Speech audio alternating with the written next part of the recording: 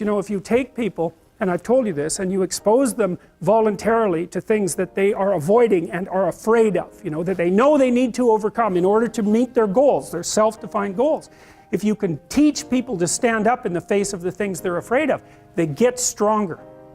And you don't know what the upper limits to that are, because you might ask yourself, like, if for 10 years, if you didn't avoid doing what you knew you needed to do, by your own definitions, right, within the value structure that you've created to the degree that you've done that, what would you be like? Well, you know, there are remarkable people who come into the world from time to time, and there are people who do find out over decades-long periods what they could be like if they were who they were, if they spoke their being forward. And they get stronger and stronger and stronger, and we don't know the limits to that. We do not know the limits to that. And so you could say, well, in part, perhaps the reason that you're suffering unbearably can be left at your feet, because you're not everything you could be, and you know it.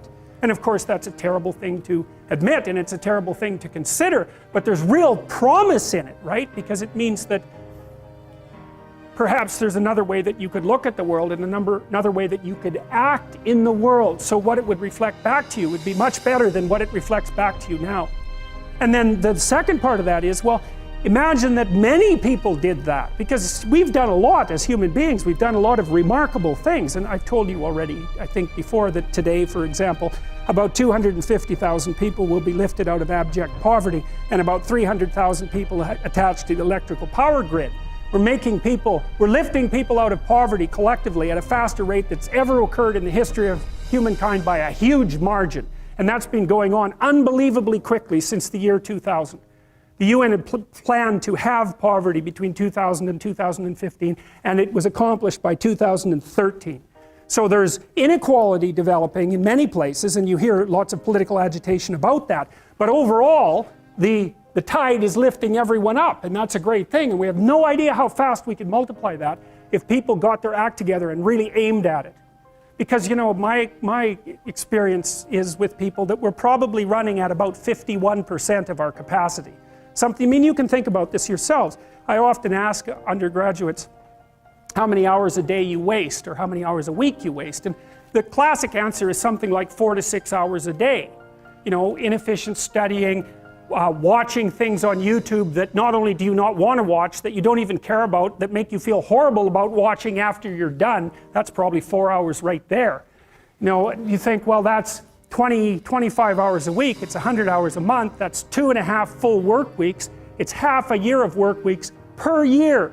And if your time is worth $20 an hour, which is a radical underestimate, it's probably more like 50 if you think about it in terms of deferred wages. If you're wasting 20 hours a week, you're wasting $50,000 a year. And you are doing that right now. And it's because you're young, wasting $50,000 a year is a way bigger catastrophe than it would be for me to waste it, because I'm not going to last nearly as long. And so if your life isn't everything it could be, you could ask yourself, well, what would happen if you just stopped wasting the opportunities that are in front of you?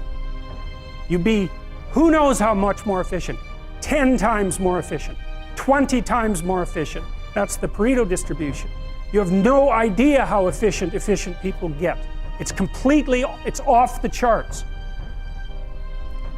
Well, and if we all got our act together collectively and stopped making things worse, because that's another thing people do all the time, not only do they not do what they should to make things better, they actively attempt to make things worse because they're spiteful or resentful or arrogant or deceitful or homicidal or genocidal, or all of those things all bundled together in an absolutely pathological package.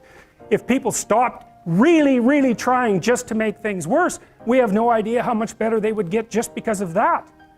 So there's this weird dynamic that's part of the existential system of ideas between human vulnerability, social judgment, both of which are major causes of suffering, and the failure of individuals to adopt the responsibility that they know they should adopt.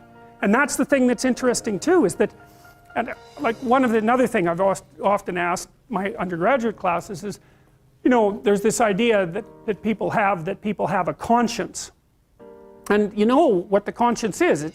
It's this feeling or voice you have in your head just before you do something that you know is stupid, telling you that probably you shouldn't do that stupid thing. You don't have to listen to it, strangely enough. But you go ahead and do it anyways, and then, of course, exactly what the conscience told you was going to happen inevitably happens, so that you feel even stupider about it than you would if it happened by accident. Because you know, I knew this was going to happen, I got a warning it was going to happen, and I went and did it anyways. And the funny thing too is that that conscience operates within people, and we really don't understand what the hell that is.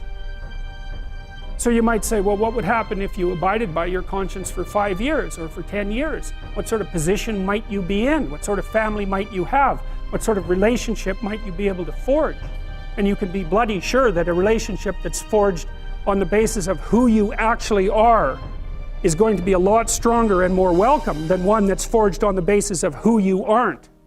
Now, of course, that means that the person you're with has to deal with the full force of you in all your ability and your catastrophe, and that's a very, very difficult thing to negotiate. But if you do negotiate it, well, at least you have something, you have somewhere solid to stand, and you have somewhere to live, you have a real life. And it's a great basis upon which to bring children into the world, for example, because you can have an actual relationship with them instead of torturing them half to death, which is what happens in a tremendously large minority of cases.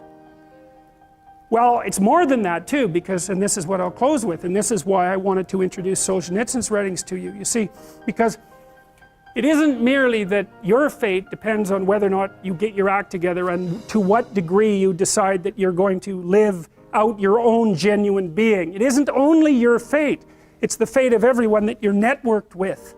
And so, you know, you think, well, there's 9 billion, 7 billion people in the world. We're going to peak at about 9 billion, by the way, and then it'll decline rapidly, but 7 billion people in the world, and who are you? You're just one little dust mote among that 7 billion, and so it really doesn't matter what you do or don't do, but that's simply not the case.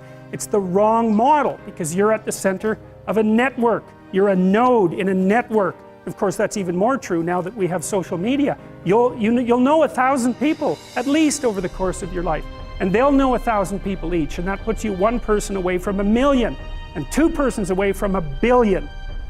And so that's how you're connected, and the things you do, they're like dropping a stone in a pond. The ripples move outward, and they affect things in ways that you can't fully comprehend, and it means that the things that you do and that you don't do are far more important than you think. And so if you act that way, of course, the terror of realizing that is that it actually starts to matter what you do. And you might say, well, that's better than living a meaningless existence. It's better for it to matter. But I mean, if you really asked yourself, would you be so sure if you had the choice? I can live with no responsibility whatsoever. The price I pay is that nothing matters. Or I can reverse it and everything matters. But I have to take the responsibility that's associated with that. It's not so obvious to me that people would take the meaningful path. You know, when you say, well, nihilists suffer dreadfully because there's no meaning in their life and they still suffer. Yeah, but the advantage is they have no responsibility. So that's the payoff, and I actually think that's the motivation. Say, well, I can't help being nihilistic. All my belief systems have collapsed. It's like, yeah, maybe. Maybe you've just allowed them to collapse because it's a hell of a lot easier than acting them out. And the price you pay is some meaningless suffering, but you can always whine about that and people will feel sorry for you, and you have the option of taking the pathway of the martyr, so that's a pretty good deal, all things considered, especially when the alternative is to bear your burden properly and to live forthrightly in the world. Well, what Solzhenitsyn figured out, and so many people in the 20th century, it's not just him, even though he's the best example, is that if you live a pathological life, you pathologize your society. And if enough people do that, then it's hell. Really. Really. And you can read the Gulag Archipelago if you have the fortitude to do that, and you'll see exactly what hell is like.